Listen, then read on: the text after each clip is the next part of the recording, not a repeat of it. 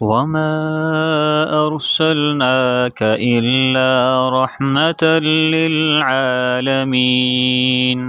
میری زندگی کا حاصل تیرے دین کی سرفرازی، میری زندگی کا حاصل تیرے دین کی سرفرازی، میں اسی لیے مسلمان، میں اسی لیے نمازی۔ میری زندگی کا حاصل تیرے دین کی سرفرازی، میں اسی لیے مسلمان، میں اسی لیے نمازی۔ معزز سامعین کرام، اللہ رب العزت سے دعا ہے کہ اللہ تعالیٰ جو الفاظ میری زبان سے ادا کروائیں، حق اور سچ ادا کروائیں، اور مجھے اور آپ کو اس پر عمل کرنے کی توفیق عطا فرمائیں۔ سامعین کرام، آج ہمارے معاشرے میں ایک بہت بڑا فتنہ، ایک بہت بڑے فتنے نے جنم لے رکھا ہے، اور ہمارے معاشرے کی نوجوان نسل کو ساکھ سے ہی ختم کیے جا رہا ہے۔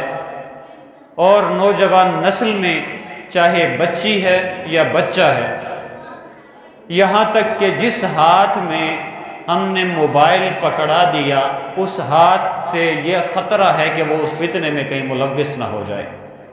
بھلے وہ بیٹی ہے، بھلے وہ بیٹا ہے، بھلے وہ چھوٹا سا بچہ ہے۔ ایک چیز جو ہمارے معاشرے میں پروان چڑھ رہی ہے وہ فرینڈ شپ ہے۔ کہیں پہ ہم جب بات کرتے ہیں کہ دو لڑکا اور لڑکی آپس میں فرینڈ شپ رکھتے ہیں، دوستی رکھتے ہیں، اس دوستی میں ہم ظاہر یہ کرتے ہیں کہ بس صرف سلام دعا تک ہے۔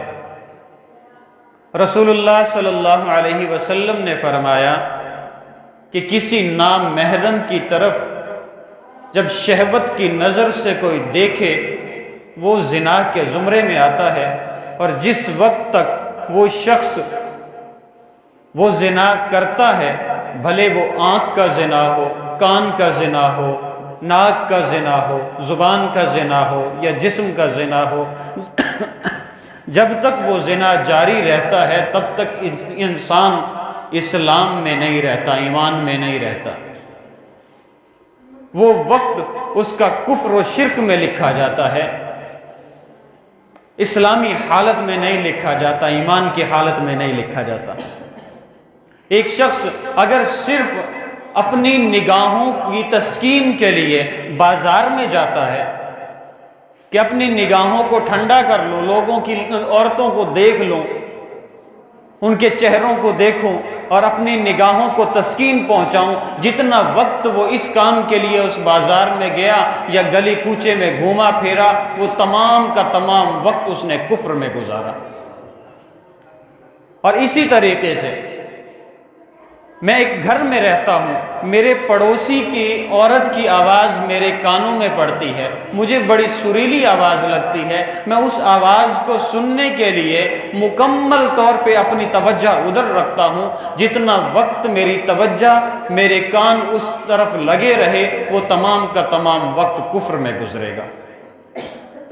اسی طرح میں کہیں سے گزر رہا ہوں یا کسی محفل میں یا بارات میں جاتا ہوں، وہاں جا کر میں بیٹھا ہوں، وہاں عورتوں نے جو خوشبو لگا رکھی ہے، اس خوشبو کو اس وجہ سے میں سونگھتا ہوں اور اس سے تسکین محسوس کرتا ہوں کہ بڑی خوبصورت خوشبو ہے، اور میرے دل میں اس کی شہوت اٹھتی ہے، تو وہ وقت بھی میرے لیے کفر کا وقت ہے۔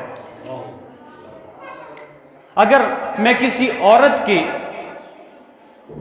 اپنی شہوت کے نظریے سے تعریف کرتا ہوں کہ اس کی آنکھیں ایسے ہیں، اس کا چہرہ ایسا ہے، اس کا لباس ایسا ہے، اس کا جو جسم ہے وہ اس طریقے سے ہے، وہ جتنا وقت میں اس کی تعریف میں گزاروں گا، کفر میں گزاروں گا۔ اور آج ہم اس نظریے سے اپنی بچیوں کو منع نہیں کرتے بناؤ سنگار سے، کہ آج معاشرہ ہی اس قسم کا ہے۔ اگر میری بیٹی اچھا لباس پہن کر، میک اپ کر کے، پرفیوم لگا کر بارات میں نہیں جائے گی تو لوگ کیا کہیں گے؟ کبھی یہ سوچا کہ اللہ کیا کہے گا؟ کبھی یہ سوچا کہ دوسری جو نظر پڑے گی اس نظر کا نقصان کیا ہوگا؟ کبھی یہ سوچا کہ میری بیٹی کسی نامحرم کسی دوسرے بیٹے کی نظروں میں نظریں ملائے گی تو اللہ کیا کہے گا، اور میری بیٹی کا نقصان کیا ہوگا؟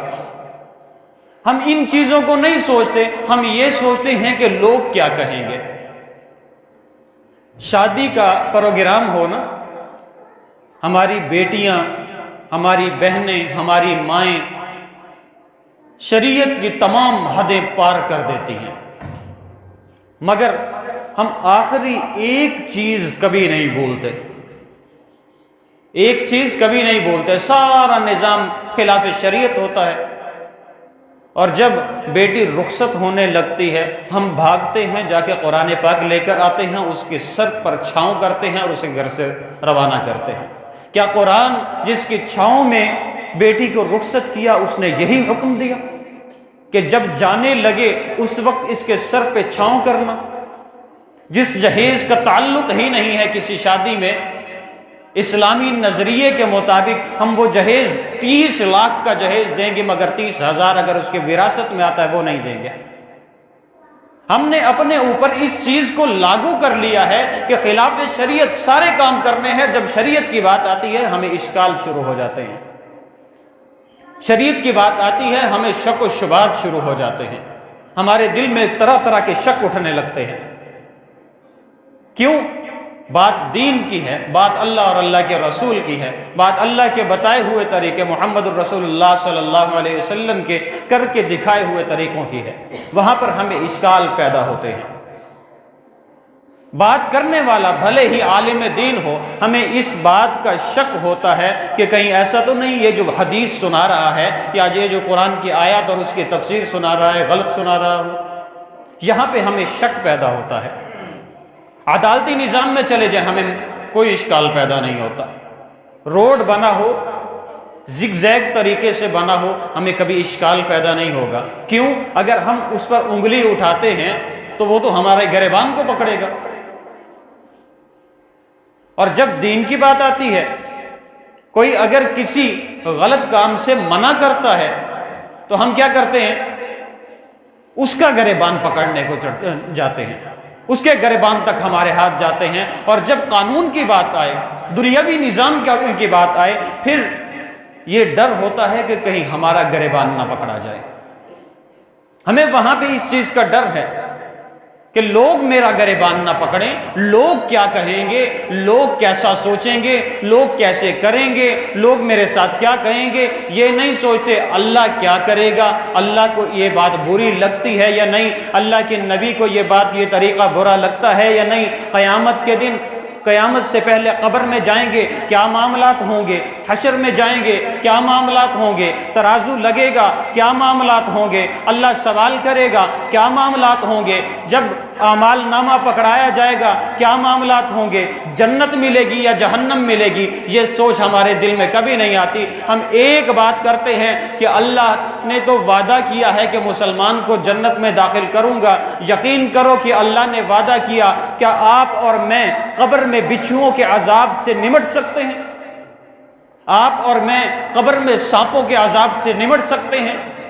ایک منٹ کوئی دنیا کی آگ کے اوپر مجھے ہاتھ رکھ کر دکھا دے، اگر وہ ایک منٹ اس آگ کو برداشت کر لیتا ہے تو میں یہ مانتا ہوں کہ جہنم کی آگ کو بھی برداشت کر لے گا۔ دنیا کی آگ نہ جانے کتنے گنا کم ہے جہنم کی آگ سے، ہم لوگ اس آگ کے سینک کو برداشت نہیں کر سکتے، جہنم کی آگ کے سینک کو کیسے برداشت کریں گے؟ نہ جانے کتنا سال، کتنا عرصہ بعد ہمیں جنت میں داخل کیا جائے، اور مرنے کے بعد ایک دن 1000 سال کے برابر ہے، وہ ایک دن کیسے گزاریں گے؟ کبھی سوچا؟ اگر ہم صرف اپنے قبر کے بارے میں سوچ کر زندگی گزاریں، یقین کریں کہ گناہ کی سوچ بھی ہمارے اندر پیدا نہیں ہوگی۔